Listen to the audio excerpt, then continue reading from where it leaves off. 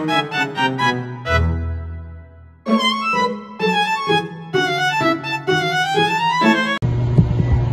day everyone! Ako po si Halik Jerimar from ZBPSU Zamboanga City, Bachelor of Industrial Technology and major in HVAC or Heating, Ventilation, Air Conditioning. So for today's educational videos, pag-uusapan natin ang isa sa pinaka-interesting na topic sa ating course, ang Transport Air Conditioning o HVAC 311. Alam naman natin kung gaano kainit sa Pilipinas, lalo na kapag summer. Kaya napaka-importante ng air conditioning sa ating mga sasakyan. Pero, have you ever wondered paano nga ba nakakagawa ng malamig na hangin ang aircon sa loob ng mga kotse, bus, or truck? Yan ang aalamin natin ngayon. So, the first one is transport air conditioning. So, ano nga ba ang transport air conditioning? Ang transport air conditioning ay ang proseso ng pagkontrol ng temperature at humidity sa loob ng isang vehicle. Ang main goal nito ay mapanatiling comfortable ang mga pasahero o mapreserba ang mga goods habang nasa biyahe. Ginagamit ito sa mga kotse, bus, refrigerated truck, at cold chain container. And next, refrigerated truck and cold chain container. Refrigerated truck and cold chain container.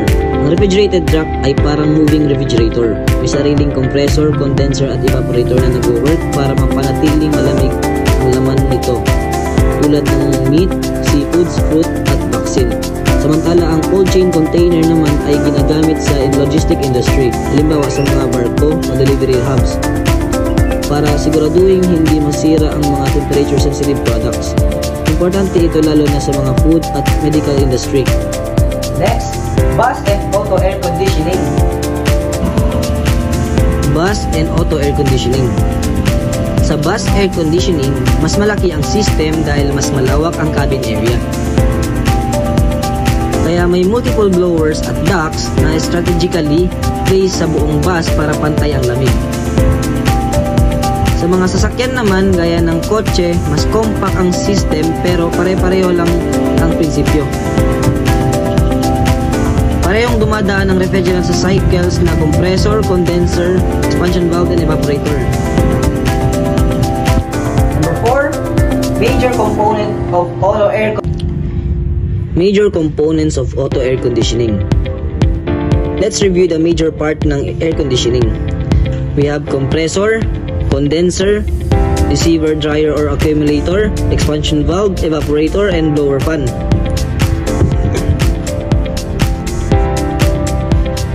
The first one is compressor. Siya ang nagpapump ng refrigerant sa system. And going to the condenser, dito lumalabas ang init at nagiging liquid ang refrigerant. Papuntang receiver, dryer, or accumulator, siya yung nag-aalis ng moisture at dirt. And papunta naman sa expansion valve, nagko-control sa flow ng refrigerant. And sa evaporator naman is, dito nag-a-absorb ng init kaya nagiging malamig ang hangin. And papuntang blower fan, ang blower fan naman is, siya yung nagdi-distribute ng cold air sa cabin. Lahat ng ito ay konektado sa closed loop system na tuloy-tuloy ang cycle. Number 5, electrical components and controls. Electrical components and controls. Ang electrical part naman ng air conditioning ay kasing importante rin. Kasama rito ang thermostat, relays, switches, sensors, at fuses. Ang mga ito ang nagko-control kung kailan i-on ang compressor o kung kailan i-adjust ang temperature. Kaya kapag may electrical problem, kaya ng blown fuse o loose wire, hindi aandar ng maayos ang air conditioning system. And next, magnetic clutch and pulleys. Magnetic clutch and pulleys. Alam nyo ba yung clicking sound kapag binubuksan ang aircon ng kotse? Yun ay dahil sa magnetic clutch ng compressor. Gumagana ito gamit ang electromagnet kapag naka-on. Dumidikit ang clutch at umiikot ang compressor pulley. Kapag naka-off naman, automatic itong nag-disengage para makatipid ng power. Smart, di ba? And number 7, common problem in maintenance. Common problems and maintenance. Mga common problems na madalas nating makita. The first one is mahina o walang lamig. And the second is maingay ang compressor. And last, mabaho ang hangin. So, kapag mahina o walang lamig, posibleng low refrigerant o may leak. And the second is, pag maingay ang compressor, baka kulang sa oil o sira ang bearing. And last, mabaho ang hangin. Kapag mabaho ang hangin, may posibleng maduming evaporator. Kaya napaka-importante ng regular maintenance, cleaning, refrigerant charging, leak checking, at system inspection.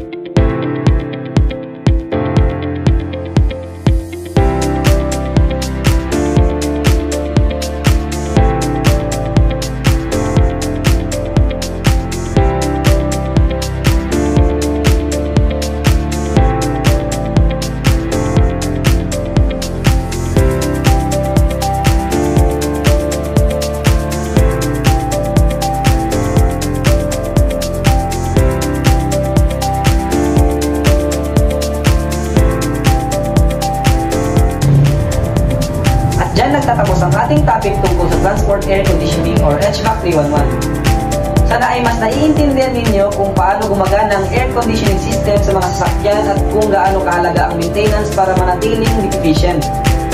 Ako po si Halit Jerimar na nagsasabing full performance start with proper air conditioning maintenance. And thank you for watching.